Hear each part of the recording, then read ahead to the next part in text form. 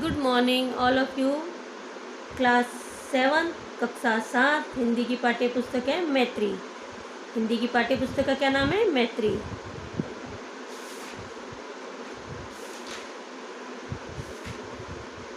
Part 2 पढ़ा था हमने, चचा छगन ने केले खरीदे। इसको पढ़ लिया और इसके प्रश्न उत्तर भी हमारे हो गए हैं।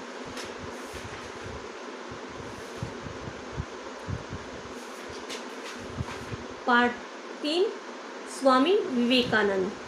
पार्ट 3 क्या है? स्वामी विवेकानंद। इसको भी हमने आधा पढ़ लिया है। इसमें इस पार्ट में स्वामी विवेकानंद के बारे में बताया गया है। उन्होंने बहुत सारे कष्ट झेले, उसके बारे में सुनो। देखो, स्वामी विवेकानंद का जन्म 12 जनवरी 1863 को कलकत्ता में कायस्थ परिवार में हुआ था। कहाँ पर हुआ था? कलकत्ता में। और कब हुआ था? 12 जनवरी 1863 में। और कहाँ पर हुआ था? कलकत्ता में। इनके बचपन का नाम था नरेंद्र। इनके बचपन का क्या नाम था? नरेंद्र। और इनकी बचपन से ही पढ़ाई और अध्ययन में रुचि थी। ये आध्यात्मिक ज्ञान के लिए हिमालय चले गए थे। ये आध्यात्मिक ज्ञान के लिए कहाँ चले गए थे? हिमालय, जहाँ उन्होंने साधना में लग गए और सत्य की खोज के लिए उन्होंने अनेक कष्ट झेले। ये इस चैप्टर में है। अब आगे पढ़ेंगे हम।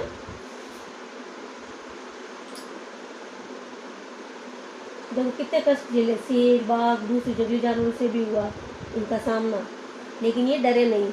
अब यहाँ से पहाड़ से उतरकर उन्होंने सारे देश का भ्रमण किया। पहाड़ से उतरकर उन्होंने सारे देश का क्या किया? भ्रमण, घूमने गए। वे लोगों को धर्म और नीति के तत्वों का उपदेश देते थे। वे लोगों को किस चीज़ का उपदेश देते थे?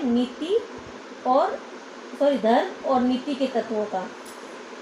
कई जगह उनकी खिल्लियाँ उड़ाई गई, कई जगह उनकी खिल्लियाँ भी उड़ाई गई, पर उन्होंने इसकी तनिक भी परवाह न की। धीरे धीरे उनकी ख्याति चारों ओर फैलने लगी। इन्हीं दिनों स्वामी जी को अमेरिका में होने वाले सर्वधर्म सम्मेलन का समाचार मिला। यानी उन्हीं दिनों जब ये कष्ट झेल रहे थे, जब ये ज्ञान प्राप्ति के लिए इधर उधर घूम रहे थे, नीति और धर्म का उपदेश दे रहे थे, उसी समय उनको, स्वामी जी को अमेरिका में होने वाले सर्वधर्म सम्मेलन का समाचार मिला। वे तुरंत उसमें सम्मिलित होने के लिए वो तैयार हो गए। हिंदू धर्म का उनसे बड़ा ज्ञानी और वक्ता उस समय और था ही कौन? हिंदू धर्म का सबसे बड़ा ज्ञानी कौन थे पहले उस समय में? स्वामी विवेकानंद। और वक्ता यानी बोलने वाले, अच्छे स्पीच देने वाले कौन थे? ओनली स्वामी विवेकानंद। भक्त मंडली की सहायता से वे अमेरिका जा पहुँचे। वहाँ पहुँचकर उन्हें ज्ञात हुआ कि अभी सम्मेलन होने में कई दिन है। यानी वहाँ पहुँच तो गए, लेकिन वहाँ जाकर प्राप्त हुआ सम्मेलन होने में बहुत टाइम है। उन्हें इंतजार करना पड़ेगा। प्रतीक्षा में उनके ये दिन बहुत कष्ट में बीते। प्रतीक्षा यानी इंतजार करने में उनको बहुत कष्ट हुआ। पैसे के अभाव में उनके पास ओढ़ने बिछाने तक के पूरे कपड़े न थे। यानी पैसे उनके पास खत्म हो गए थे, तो उनके पास क्या नहीं थे? ओढ़ने और बिछाने के भी पूरे कपड़े नहीं थे। पर संतोषवती के कारण वह सब कष्टों को झेल गए। शांत स्वभाव के थे। प्रतीक्षा की घड़ियाँ समाप्त हुई। सभी धर्माचार्य उत्सुकता से इंतजार कर रहे थे कि स्वामी जी अपने श्रीमुख से कुछ कहे। स्वामी जी ने वहाँ ऐसा पांडित्यपूर्ण, ओजस्वी तथा धारा प्रवाह भाषण दिया। कैसा दिया? पांडित्यपूर्ण, ओजस्वी और धारा प्रवाह, अच्छा शुद्ध हिंदी में अच्छा सा भाषण दिया, बिना रुके धारा प्रवाह भाषण दिया कि श्रोता मंत्रमुग्ध हो गए। यानी सुनने वाले, श्रोता यानी सुनने वाले मंत्रमुग्ध हो गए, उनके भाषण में डूब गए। उन्हें यह विश्वास ही नहीं होता कि पराधीन भारत का हिंदू ऐसा विद्वत्तापूर्ण भाषण भी दे सकता है। स्वामी जी ने पश्चिम वालों को बताया, कर्म को केवल कर्तव्य समझकर करना चाहिए। कर्म को केवल क्या समझकर करना चाहिए? कर्तव्य। उनमें फल की इच्छा नहीं रखनी चाहिए। लेकिन हम फल की इच्छा रखते हैं। लोग कहते हैं कि कर्म करो, फल की इच्छा मत रखो। लेकिन हम चाहते हैं कि नहीं, मैं मेहनत कर रहा हूँ तो मेरे इतने परसेंटेज बनने चाहिए, ऐसे लालच मन हो जाता है। लेकिन उन्होंने कहा कर्म करते जाओ, फल की इच्छा नहीं रखनी चाहिए। यह बात उनके लिए बिल्कुल नहीं थी। किनके लिए? विदेश वालों के, अमेरिका वालों के लिए। स्वामी जी के भाषणों को की प्रशंसा वहाँ के समाचार पत्रों में छपने लगी। स्वामी जी के भाषणों की प्रशंसा कहाँ छपने लगी? वहाँ के अमेरिका के समाचार पत्रों में। द न्यूयॉर्क हेराल्ड, हेराल्ड कौन सा समाचार पत्र था? द न्यूयॉर्क हेराल्ड समाचार पत्र ने उनके भाषणों पर टिप्पणी करते हुए लिखा, धर्मों की पार्लियामेंट में सबसे महान व्यक्ति विवेकानंद है। धर्मों की पार्लियामेंट में सबसे बड़े महान व्यक्ति कौन है? स्वामी विवेकानंद। उनकी वाणी में यह प्रभाव था कि सुनने वाले आत्मविस्मृत हो जाते थे। कैसे हो जाते थे सुनने वाले? आत्मविस्मृत हो जाते थे। स्वामी जी अमेरिका में करीब 3 साल रहे। अमेरिका में कितने साल रहे? 3 साल। और वहाँ वेदांत का प्रचार प्रसार करने लगे, वेदों का। इसके बाद वे इंग्लैंड चले गए। वहाँ उनकी ख्याति उनसे पहले ही पहुँच गई थी। यानी जब वो भाषण वगैरह देते थे, वेदांतों को प्रचार करते थे, तो उनकी ख्याति, जो भी उनकी प्रसिद्धि थी, जो उनसे पहले वहाँ पहुँच जाती थी। जैसे इंग्लैंड गए थे, इंग्लैंड में भी उनसे पहले इनकी बातें होने लग जाती है ना कि भाई हाँ, वो भारत का एक काव्य शख्स है जो वेदों का अच्छा ज्ञाता है, बहुत अच्छे अच्छे भाषण देता है, अच्छी शिक्षा देता है। तो उनसे पहले ही ये बातें उनकी वहाँ पहुँच गई। वहाँ ऐसे वैज्ञानिक जो खाना खाने के लिए प्रयोगशाला न छोड़ पाते थे, स्वामी जी की भाषण सुनने के लिए घंटों प्रतीक्षा करते रहते। प्रतीक्षा यानी इंतजार। वे करीब 1 वर्ष वहाँ रहे। कितने वर्ष रहे? 1 वर्ष। वहाँ के लोग स्वामी जी द्वारा बताए वेदांत पर लट्टू हो गए। वेदों पर उनके कई अंग्रेज शिष्य उनके साथ ही भारत आए। यानी फॉरेन से वापस, अमेरिका से वापस उनके शिष्य भी कहाँ? अपने भारत आए थे। इनके शिष्य बन गए थे। इनको गुरु मान लिया था उन लोगों ने कि नहीं, ये हमारे गुरु हैं, हम इनको नहीं छोड़ सकते, हम इनके साथ ही रहेंगे। स्वामी जी का रूप बड़ा ही सुंदर और भव्य था। स्वामी जी का रूप कैसा था? स्वामी जी का रूप बड़ा भव्य और सुंदर। उनका शरीर गठा हुआ था। उनकी दृष्टि में चुंबकीय प्रभाव था। कैसा प्रभाव था? चुंबकीय, यानी लोगों को अपनी ओर आकर्षित करता था।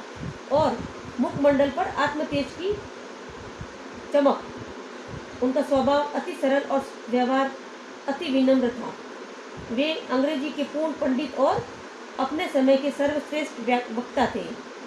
अंग्रेजी के पूर्ण पंडित और अपने समय के सर्वश्रेष्ठ वक्ता थे। वे अंग्रेजी के अतिरिक्त संस्कृत, देखो उनको कौन कौन सी भाषा का ज्ञान था उन्हें? अंग्रेजी के अलावा Sanskrit, German, Hebrew, Greek, French आदि भाषाओं के अच्छे ज्ञाता थे। वे केवल 4 घंटे सोते थे। कितने घंटे? 4 घंटे। और 20 घंटा काम करते थे। प्रातः 4 बजे उठकर जब ध्यान में लग जाते थे। वे भारतीयों को स्वतंत्रता प्राप्त करने के लिए प्रोत्साहित करते थे। वे भारतीयों को स्वतंत्रता प्राप्त करने के लिए प्रोत्साहित करते थे। उन्होंने अपने एक भाषण में ऐसे ही विचार प्रकट करते हुए कहा था, प्यारे देशवासियों, पुनीत आर्यावर्त में बसने वालों, क्या तुम अपनी इस भीरुता से वह स्वाधीनता प्राप्त कर सकोगे जो केवल वीर पुरुषों का अधिकार है? हे भारत निवासी भाइयों, अच्छी तरह याद रखो कि सीता, सावित्री और दमयंती तुम्हारी जाति की देवियां हैं। हे वीर पुरुषों, मर्द बनो और ललकार कर कहो, मैं भारतीय हूँ, मैं भारत का रहने वाला हूँ। हर एक भारतवासी, चाहे वह कोई भी हो, मेरा भाई है। आज हम यहाँ तक ही पढ़ेंगे।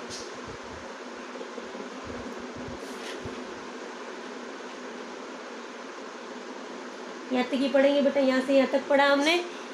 इसमें स्वामी विवेकानंद ने कितने कष्ट झेले और किन किन भाषाओं के ज्ञाता थे और अपने कौन से वेदांतों का प्रचार प्रसार किया। विदेशी लोग भी, यानी अमेरिका, इंग्लैंड, काफ़ी लोग उनके शिष्य बन गए, उसके बारे में बताया गया है। इसके प्रश्न उत्तर है, जो मैं बता रही हूँ वही प्रश्न उत्तर करने हैं आपको।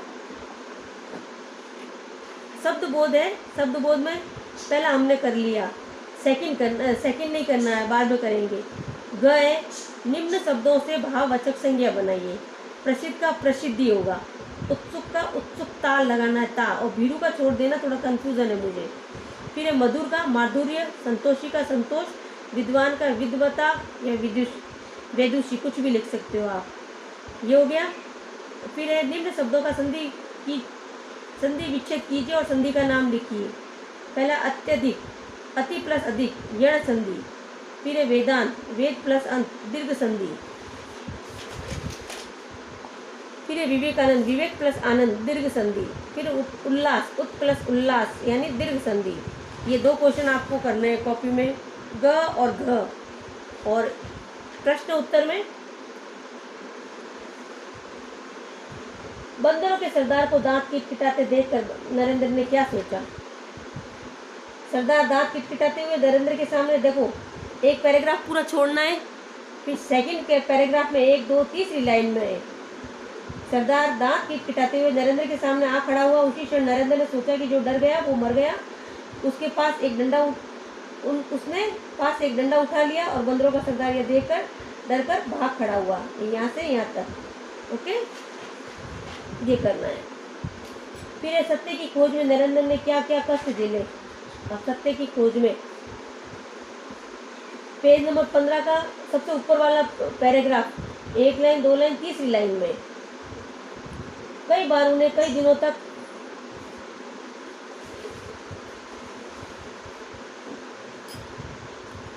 पेज नंबर 15 और पैराग्राफ नंबर सबसे ऊपर वाला, इसकी 1 लाइन, 2 लाइन, तीसरी लाइन में, कई बार उन्हें कई दिनों तक खाना भी नहीं मिला और कई बार ऐसे स्थानों पर नंगे बदन सोना पड़ा जहाँ की भयंकर सर्दी का अनुमान थर्मामीटर से भी नहीं लग सकता। संन्यास के दौरान उनका सामना यदा कदा शेर, बाघ, दूसरे जंगली जानवरों से भी हुआ। यहाँ से यहाँ तक किसका है, 2 नंबर दूसरे का, ये भी हो गया। तीसरा है स्वामी जी के सर्वधर्म सम्मेलन में कैसे पहुँचे, वहाँ उन्हें किन अभावों का सामना करना पड़ा। ये सबसे ऊपर वाले पैराग्राफ छोड़ना है, फिर 1, 2 लाइन ये भी छोड़नी है। तीसरी लाइन देखो, उन्हीं दिनों स्वामी जी को अमेरिका में होने वाले सर्वधर्म सम्मेलन का समाचार मिला। वे तुरंत उसमें सम्मिलित होने के लिए तैयार हो गए। हिंदू धर्म का उनसे बड़ा ज्ञानी और वक्ता उसी समय और कोई न था। भक्त मंडली की सहायता से वे अमेरिका जहाँ पहुँच कर उन्हें ज्ञात हुआ कि अभी सम्मेलन होने में कई दिन है। प्रतीक्षा में उनके ये दिन बहुत कष्ट में बीते। पैसे के अभाव में उनके पास ओढ़ने बिछाने तक के पूरे कपड़े नहीं थे। तो संतोष वृत्ति के कारण वे सब कष्टों को झेल गए। यहाँ से यहाँ तक 3 नंबर।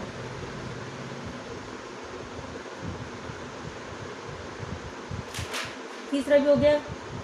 चौथा, स्वामी जी ने पश्चिम वालों को क्या नई बात बताई। स्वामी जी ने पश्चिम वालों को क्या नई बात बताई, उसका वहाँ क्या प्रभाव पड़ा। जब थर्ड का खत्म होता है उसकी 1 लाइन, 2 लाइन, 3 लाइन, चौथी लाइन में थर्ड का खत्म हो गया, फिर एक छोटा पैराग्राफ है 3 लाइन का, वो छोड़ देना है।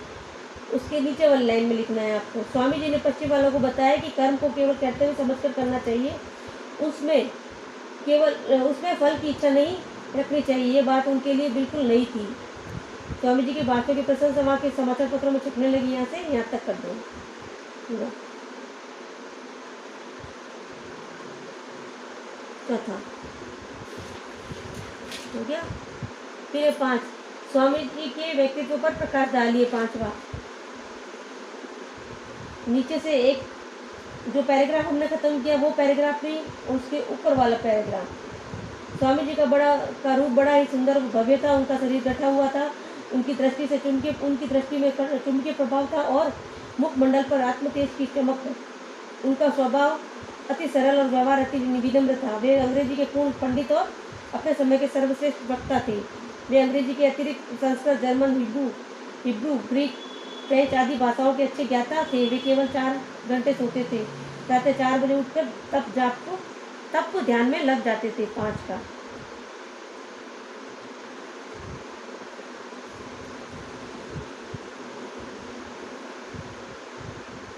यहाँ से यहाँ तक।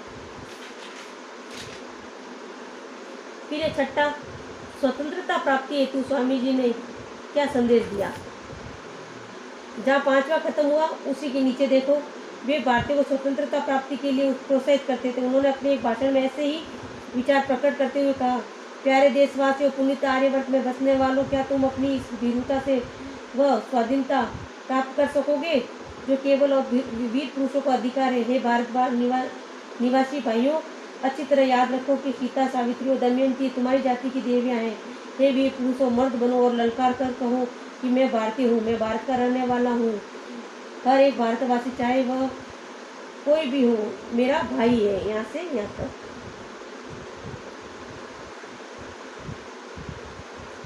ओके, 6 क्वेश्चन हो गए अपने। कितना हो गए? 6।